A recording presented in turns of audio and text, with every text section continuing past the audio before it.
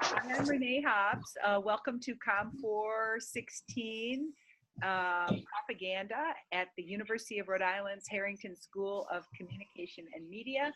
Tonight I am here with, just a couple of you, but hopefully more will be joining.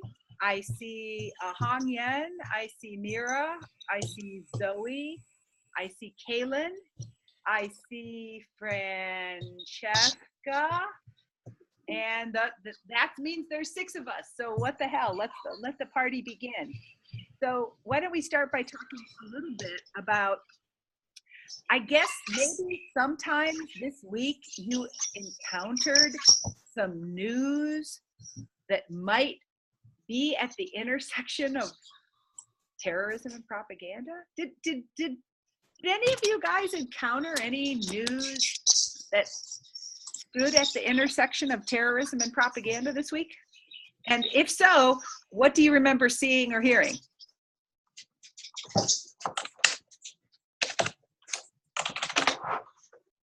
Yeah, Kaylin.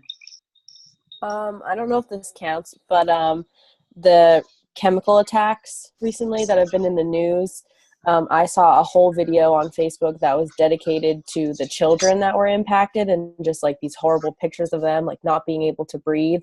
And I kind of thought that could be considered propaganda, just like the very targeted and specific like what they're showing, like what they're choosing to show. Yeah, excellent example. The images of the children, very poignant and powerful. I remember seeing one image of a kid being hosed off with water. Oh, this was incredibly emotionally powerful. Good. So what else? Did anybody else encounter any news this week, terrorism and propaganda? Did you see other news, or did you other aspects, other images or other information cross your radar screen?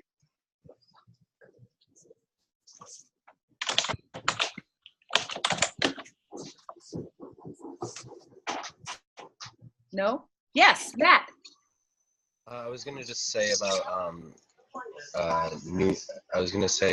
about Nunez getting kicked out of his position on the probe for Trump, because I thought that was a great thing that happened in the news this week, and I also think like if he is so biased towards Trump, and that kind of throws up a red flag that he may also be in cahoots with the Russians, who are in cahoots with Syria and all that, and it's all just a giant circle of people who are connected to each other.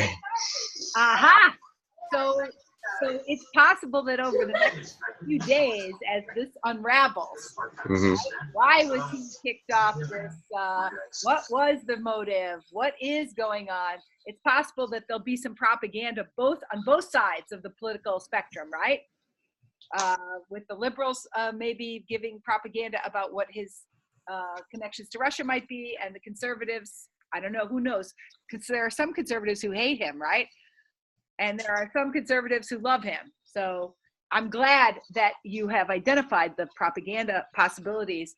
In a way, it is a kind of war, right? A little bit of a symbolic war over ideology. Great. Other ways in which propaganda made the news this week. Yeah, Mira. Well, it's not entirely news related, but I think it will be. I saw I stayed at my friend's house last week while she was away, and so I don't have cable, but she does. So I was like, oh my god, I didn't know what a commercial was. But so I saw a commercial for a film called The Promise, which is supposedly kind of center around the Armenian Genocide, which just celebrated I'm half Armenian. It was 100 years, 2 years ago. And it's still not entirely recognized. Like, pretty much, it's kind of really disgusting how low it is on the totem pole. But I think once it comes out, I would imagine there's going to be some coverage, and it'll be interesting, I think, to see how that is portrayed. How when people talk about it, and if it is based on that, I'd be interested to see. The Armenian Genocide doesn't get a lot of news coverage, and I think it probably will after this, and there'll be interesting to see how propaganda plays into that. Wow, that is a fascinating topic to me. Now, did you happen to remember the network or about the timetable? If you're seeing marketing for it, it must be coming out. It's coming out in like the next, I think, a couple weeks. It actually, I think, came out in another, I think it's called The Promise. It's I believe may have already been released in somewhere, some places in Europe, but it's going to be released. I think its premiere it's April. I think April 20 something. Cool. So I don't know. I was surprised to see something for that, and they didn't actually specifically say that, but there's like it's pretty clear that that's what's going on in it. And even like you're saying, a couple, 2 years ago. I'm sorry.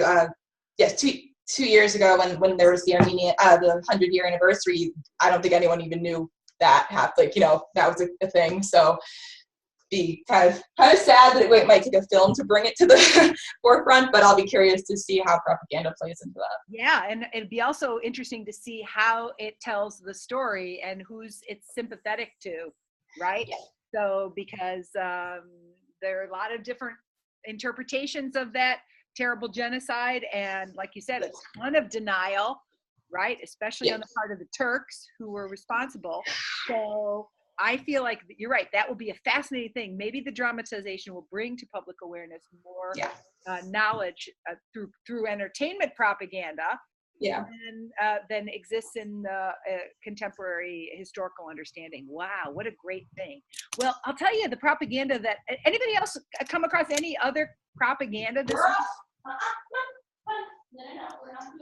Any other propaganda that you guys came across? I came across a really interesting form of propaganda that I don't know if you guys saw a lot about, but it has to do with Pepsi. It has to do with a Pepsi ad that aired just recently that has been quite a bit of controversy about it. And in today's New York Times, the story reveals itself. I'm going to play it for you. I'm going to play it for you now. It's a Pepsi ad featuring Kendall Jenner. Right? Saw this Pepsi ad. Yeah, a couple of you have seen it. So since the rest of you have not, I thought we could take a look at it. It's 2 minutes long. We'll just watch it and we'll talk about it, okay? So it's gonna play on the screen. If you guys can mute your microphones now, that would be great. Mute your microphones and we'll play the Pepsi ad here. I'll see if I can play it large screen. Can you guys do me wait a second. Can you guys do me a favor and give me a thumbs up if you can actually see that ad on the screen? Okay, let's play it.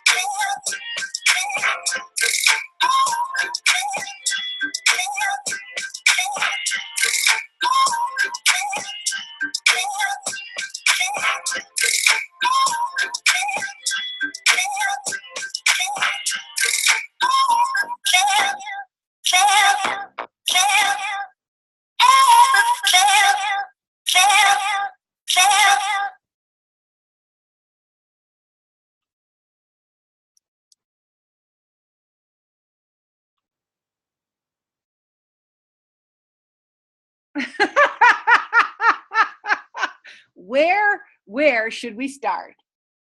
Who wants to kick off that? What an interesting piece of propaganda. Francesca, I see the smile on your face. You are just bursting. Yeah.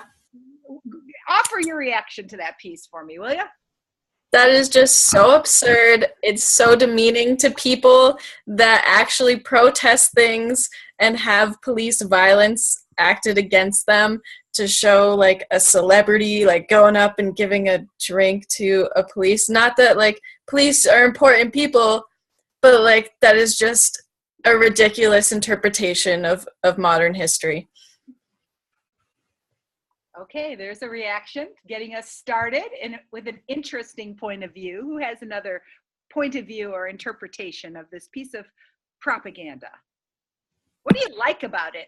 What do you hate about it? What do you notice about how it's constructed? What's its purpose?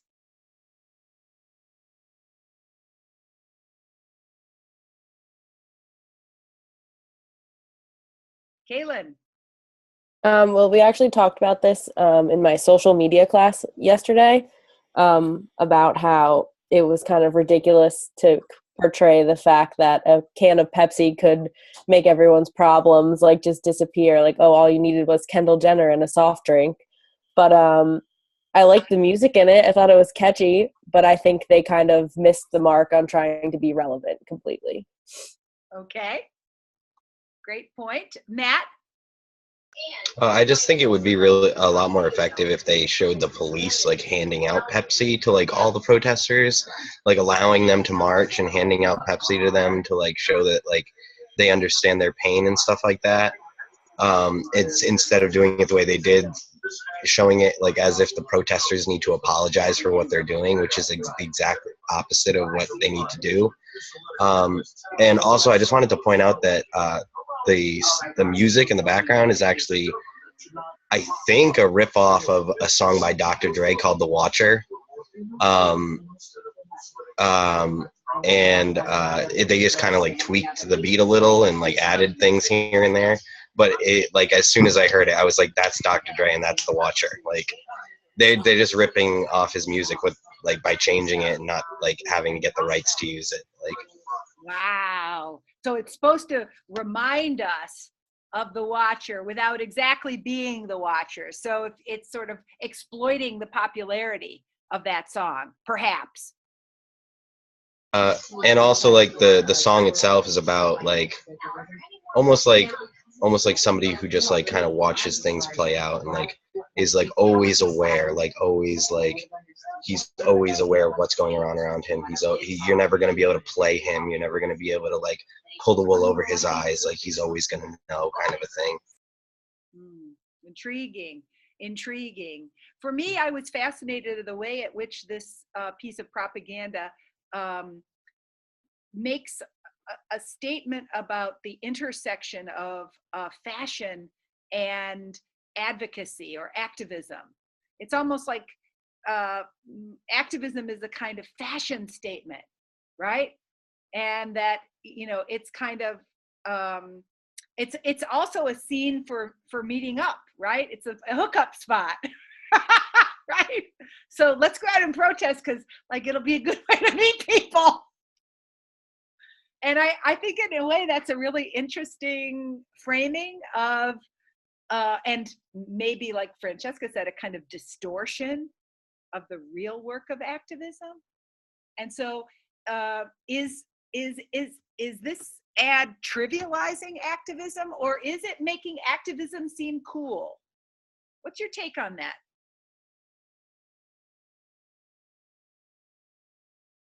I think it's just doing the bandwagon stuff that big corporations always do, like how they're showing somebody in a hijab, and it's like, it's 2017, you're not doing anything new. Like, maybe you should have done that 10 years ago, and that would have been like something awesome that Pepsi could have done. But now they're just like doing what should be done. So ridiculous.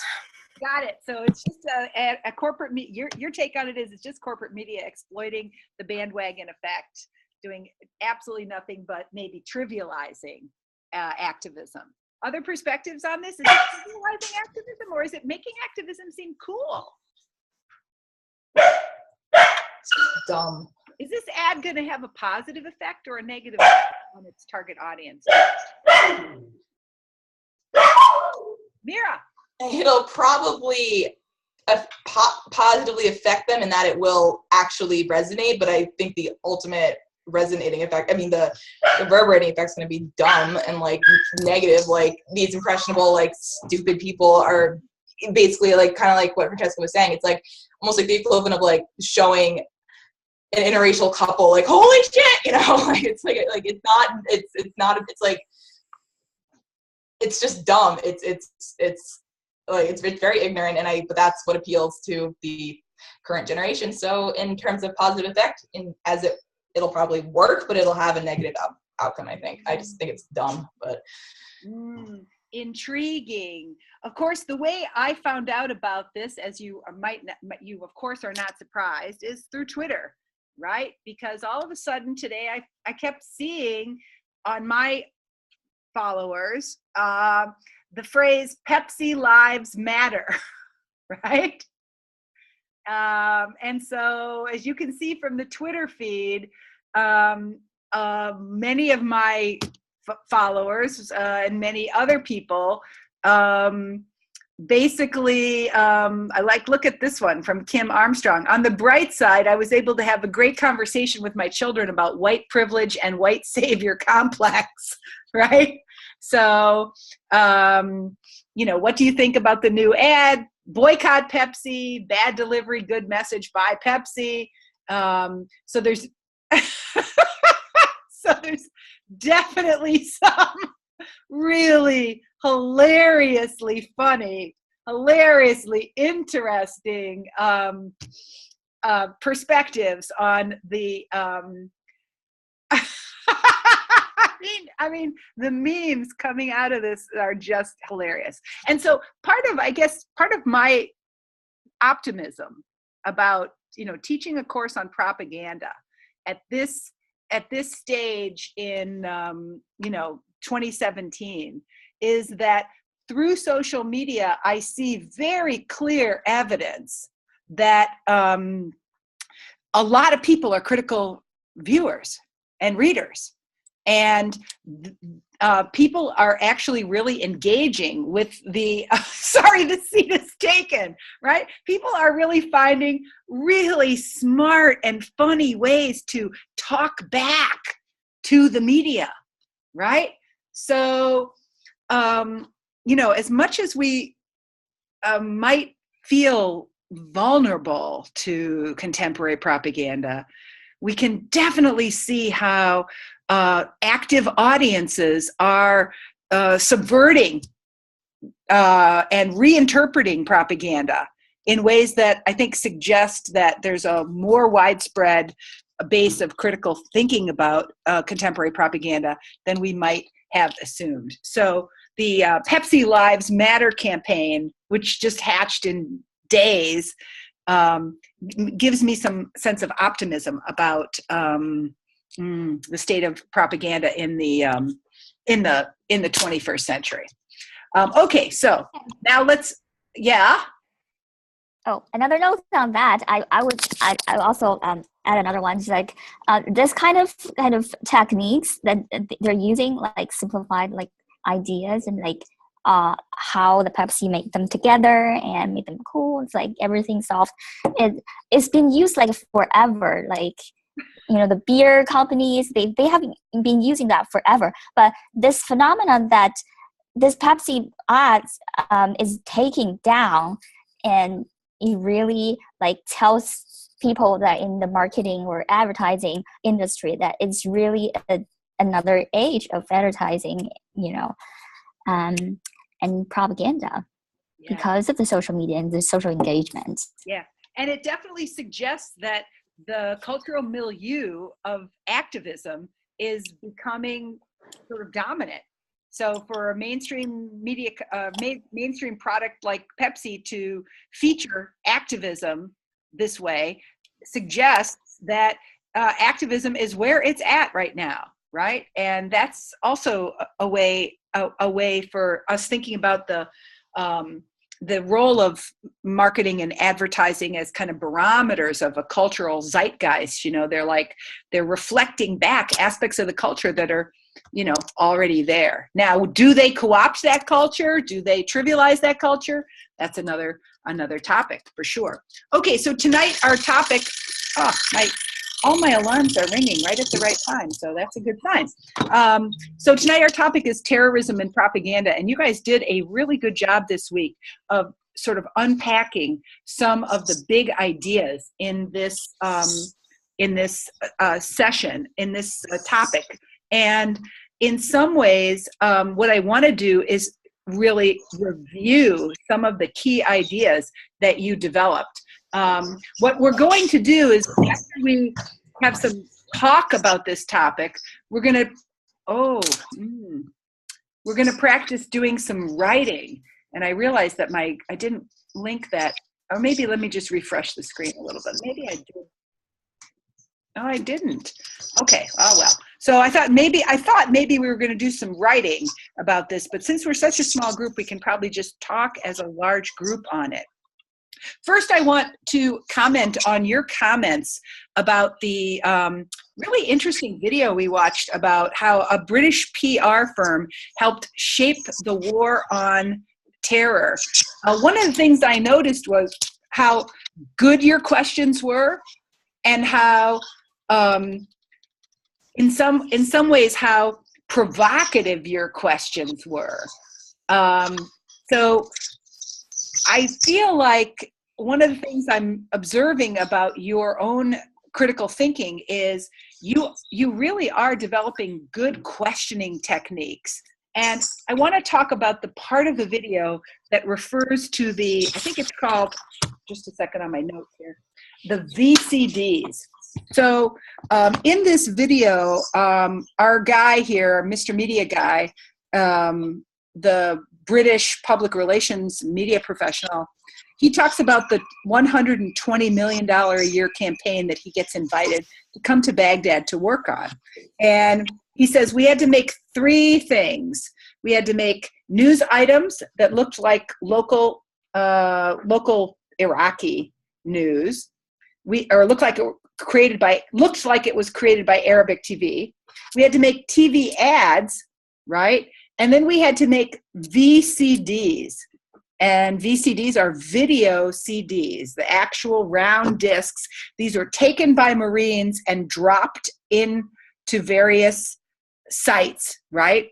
So these were encoded discs that had to be viewed with a real player, and basically these discs allowed the military to track the location in which these discs were viewed.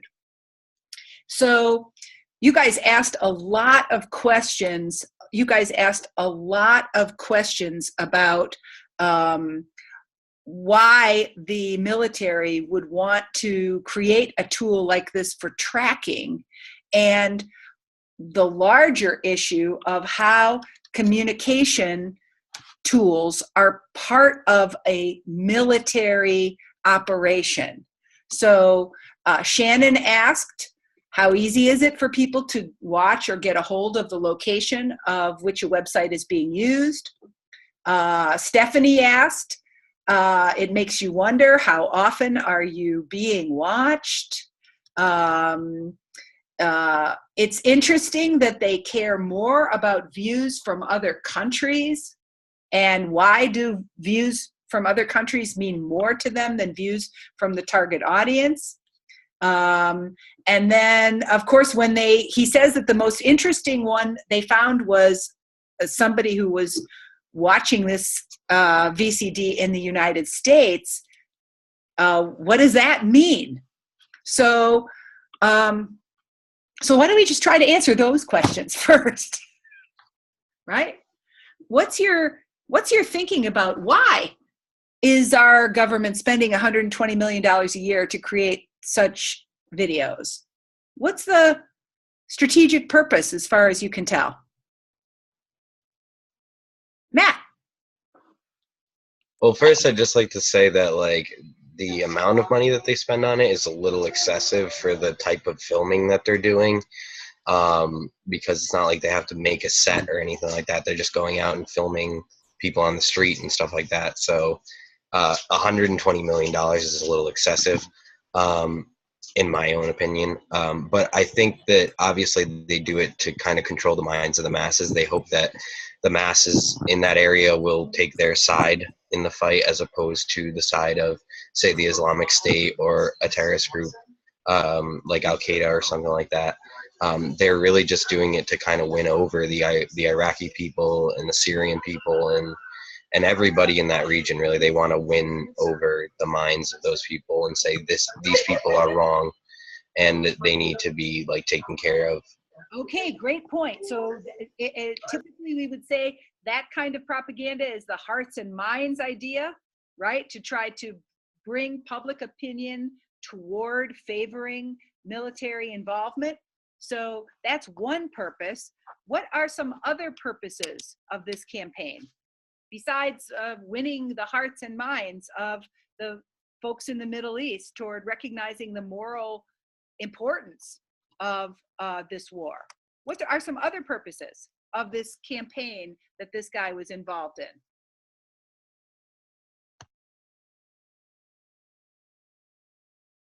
Kaylin?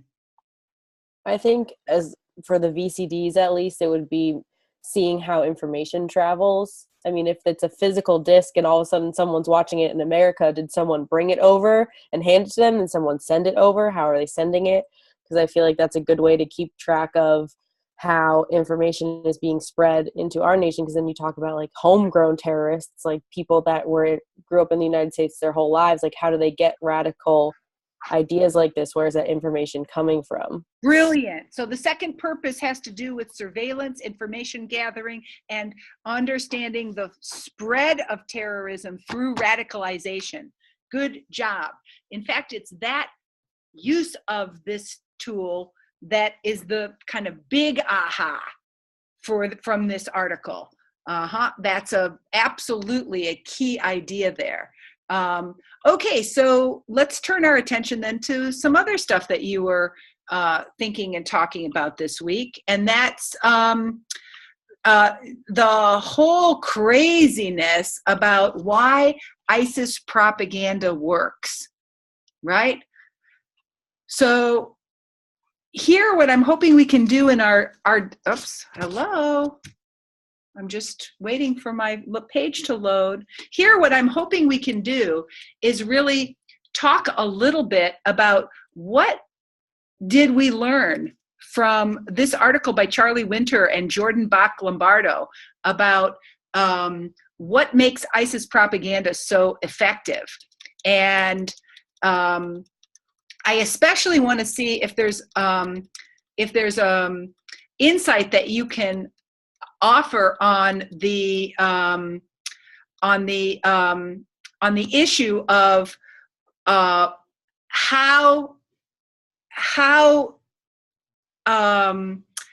this form of propaganda essentially works for its target audience and works for its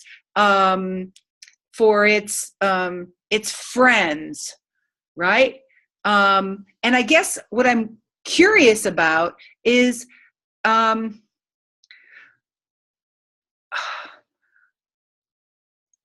what did you learn from this article that you didn't know before, right? So, because the way we've been learning, or way we've been sort of seeing ISIS, is not from looking at its techniques, but as actually seeing the kind of propaganda that we've been getting, sort of the anti-ISIS propaganda. This really invites us to turn it around and think about ISIS's point of view as propagandists. So let's just have a little conversation about sort of what insights did you gain from the kind of propaganda that we learned that ISIS was creating and producing? What were some key ideas that you got from that piece?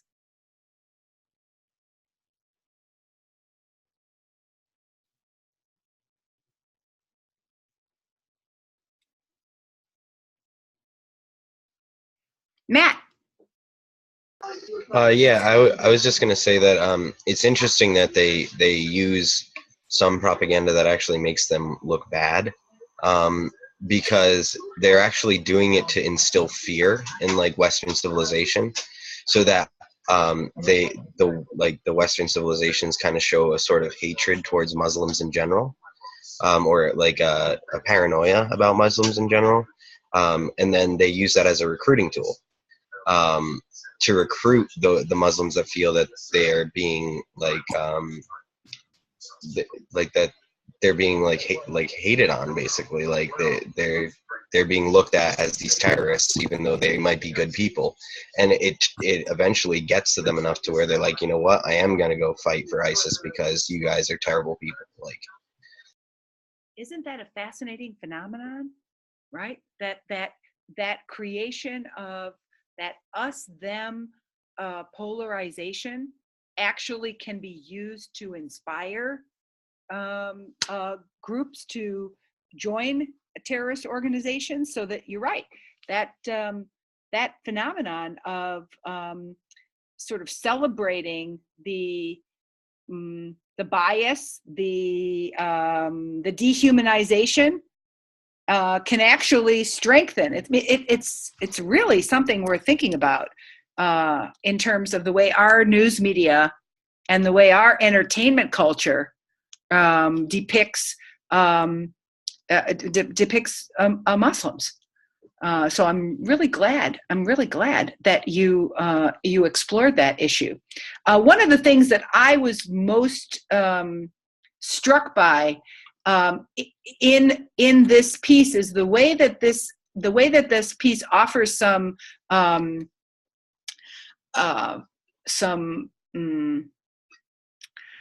advice. Almost, this piece actually offers some advice. And Francesca, you had a really nice comment on, I'm just going to pull this up on the share screen because I'm hoping that you can talk to us more about this comment that you made.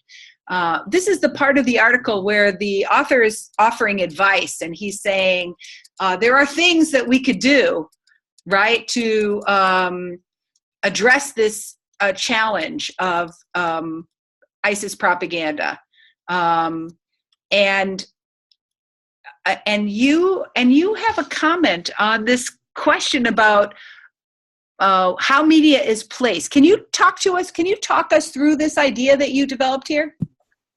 Yeah, so they discussed in the beginning how ISIS actually uses like people all over the world where they might have like a variety of different ways of doing it, but they reach like a lot of local spaces, and that's how they're getting so many people, whereas governments have been using this like bureaucratic like one way of reaching people, so it hasn't been as effective.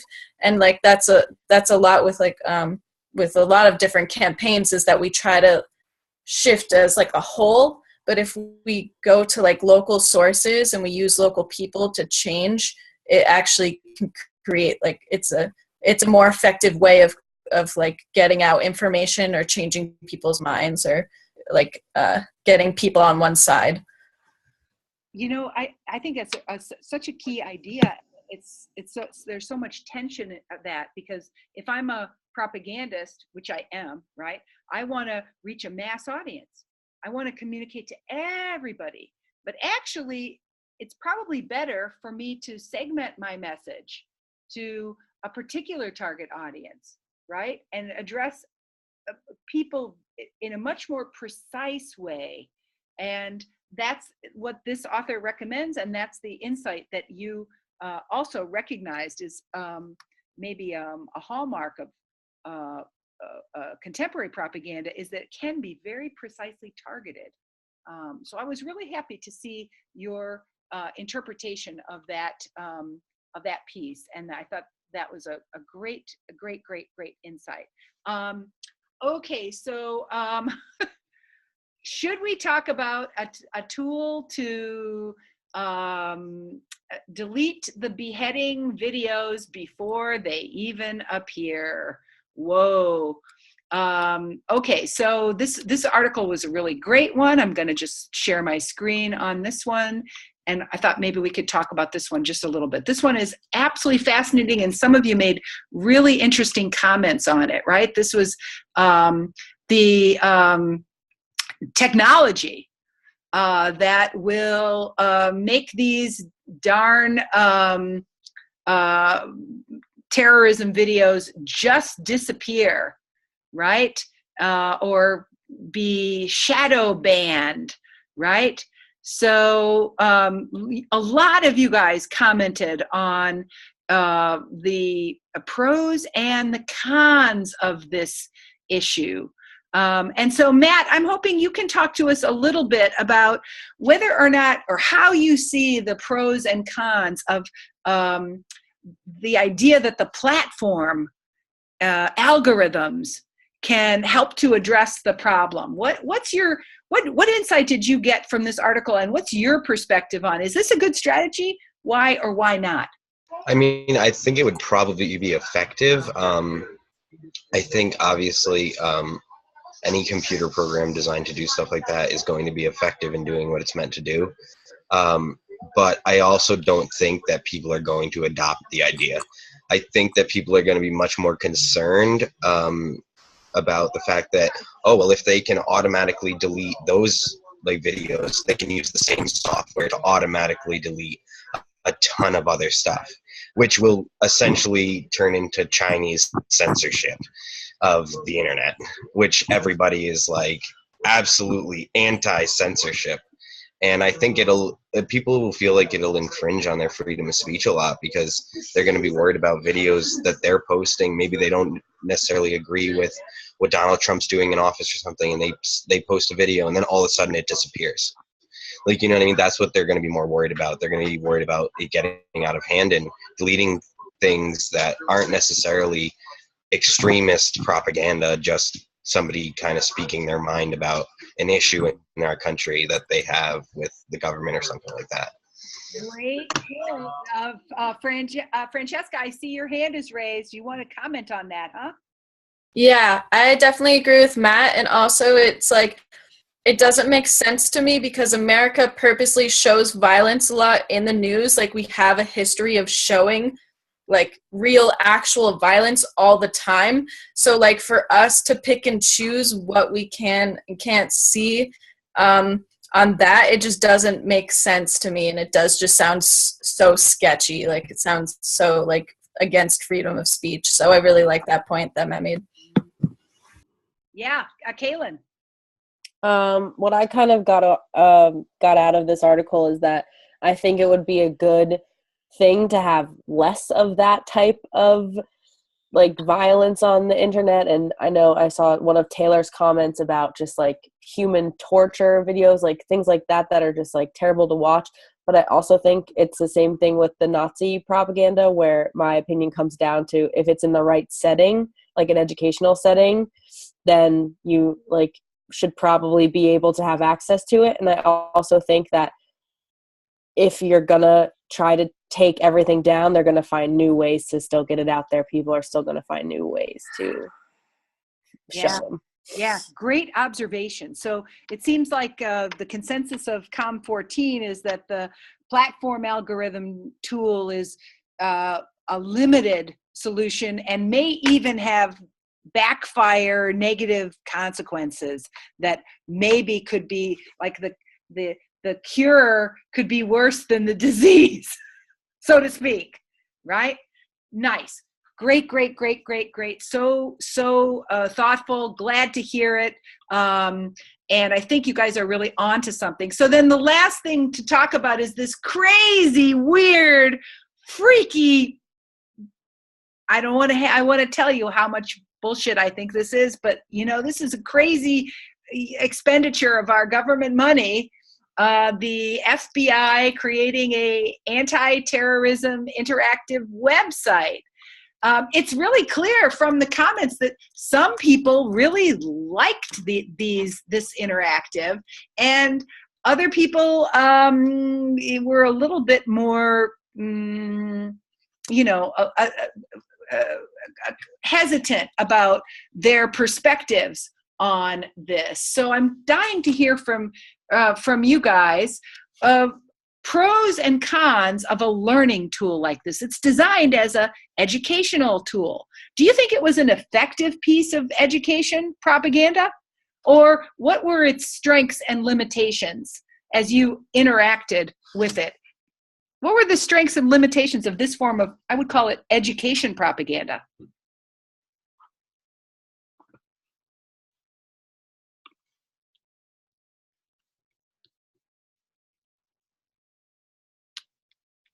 Matt?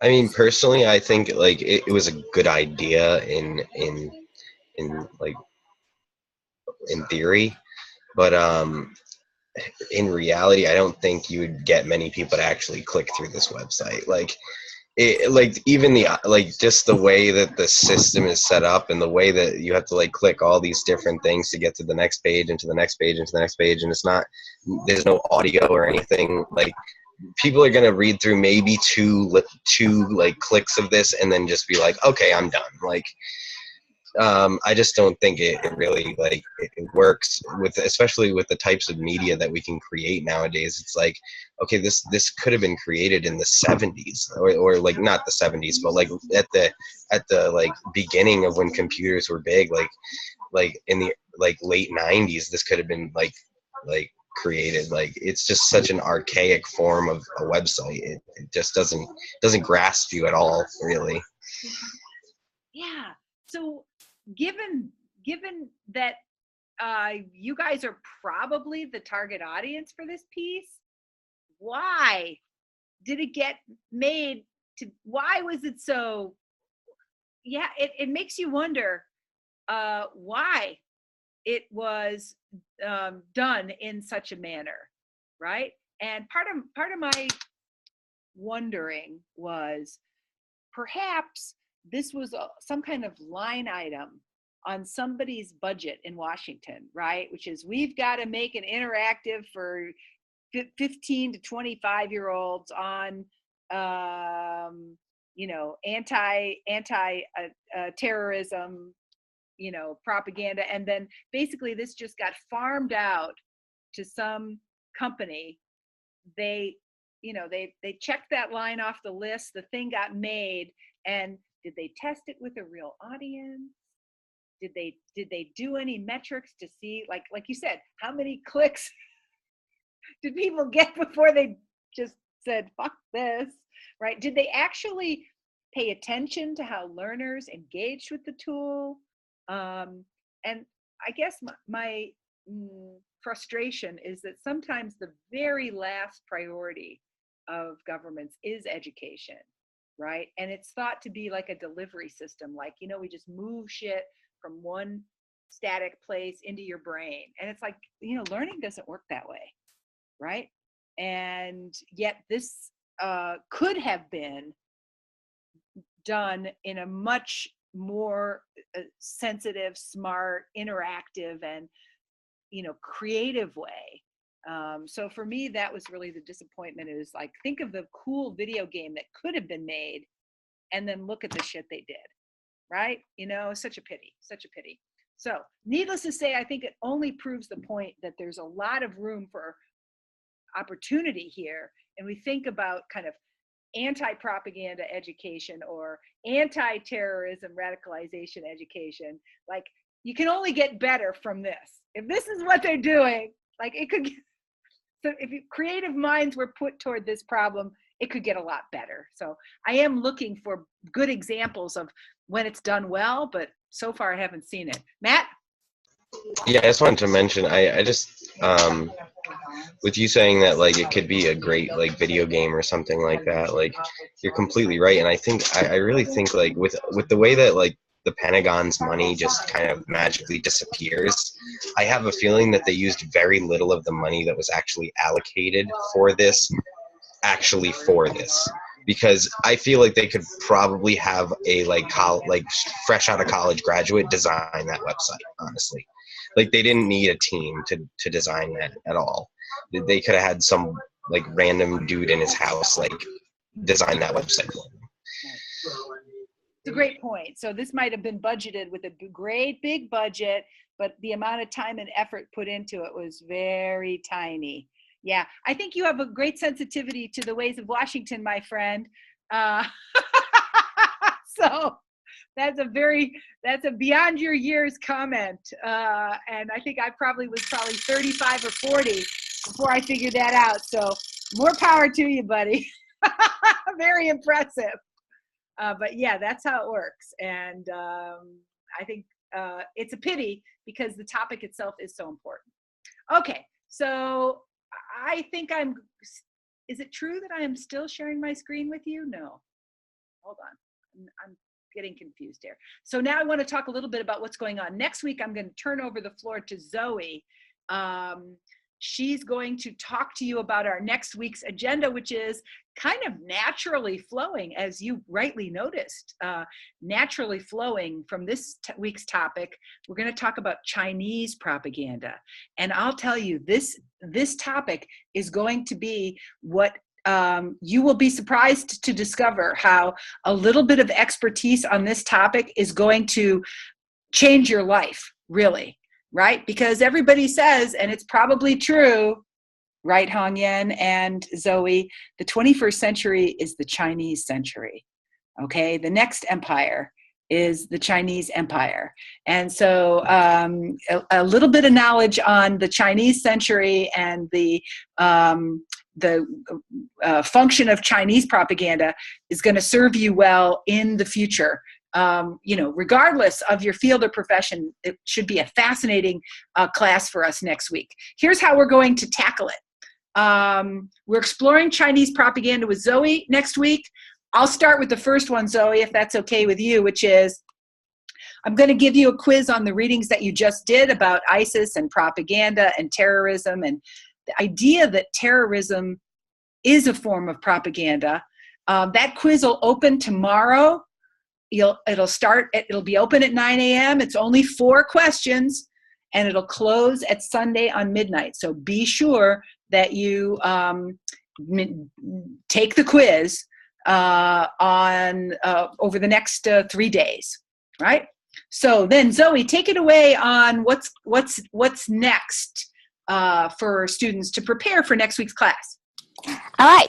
The next is the main agenda on our next class is to take a look at the greater picture of the political and historical background of Chinese kind of media and government and the social environment. Which I provided this kind of timeline and kind of historical propaganda examples with those posters, right? And with that background, we're going to look at 2 very interesting videos. One is made by a grassroots YouTuber and who is American, and he has a channel called China Uncensored. I don't know if any of you have seen any of his videos. He is this comedian and doing a very kind of journalistic news show talking about all topics about China. And you can clearly see his perspective as a American interested in Chinese topics.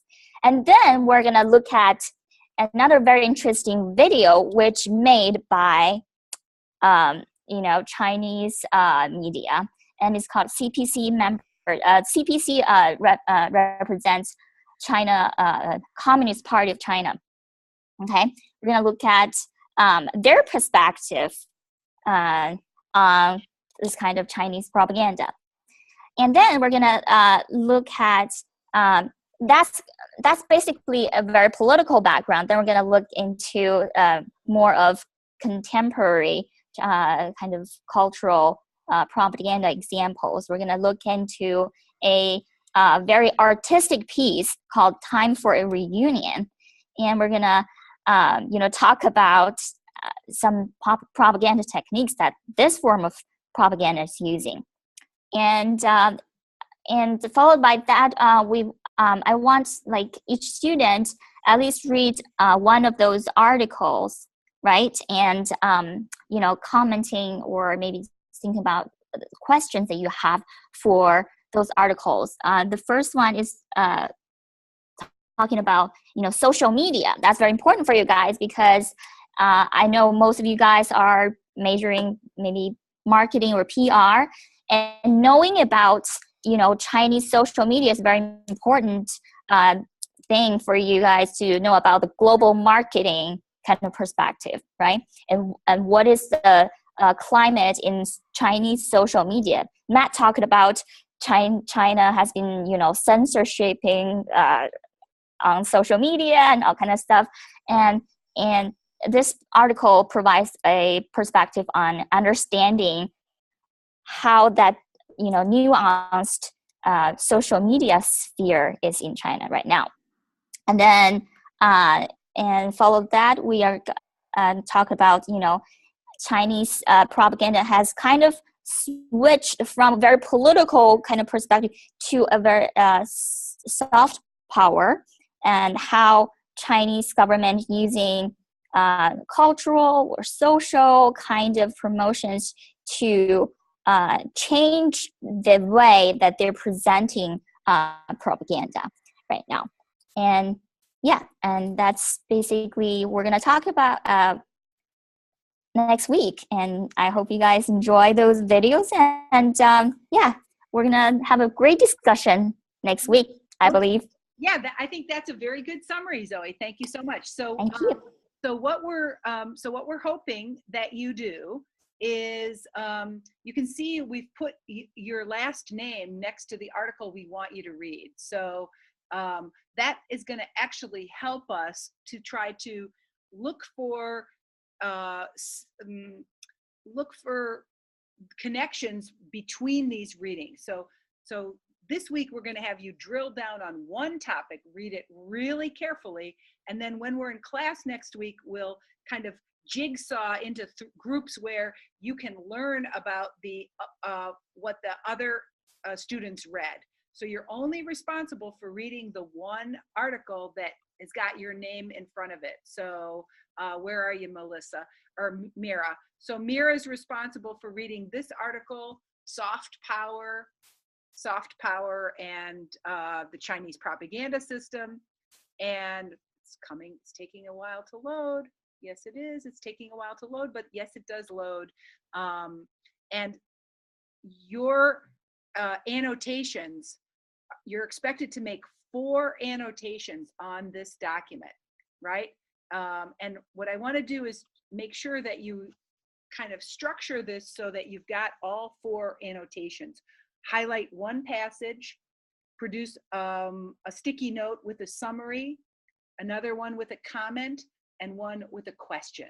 Right now, if you want to respond to a peer, as you could see from our annotated experience last week, it's really productive to do that. It actually simulates the kind of reading process that we do when we are in a face-to-face setting, and we're trying as best we can to create a seminar, an intense, senior level seminar in this class. So I'm hoping that you take seriously that opportunity to read one of the scholarly articles, and so we can have a really deep and rich discussion next week. All right, so hold on just a second here. So I think we've reached our time is up. It's 8 o'clock now, and it's time for us to say goodbye. And like we always do, we should do it with hand signal, right? So who wants to propose the crazy hand signal goodbye that we do? Jay, give us the hand signal to go out on, all right? There it is. All right, we're going out on the fun hand signal tonight. See you guys next week. Thanks for joining me. I'm Renee Hobbs with the amazing students of Com 16, 416. You guys rock! Yay. Renee, can I call you for 1 minute? Sure. Call me in a minute.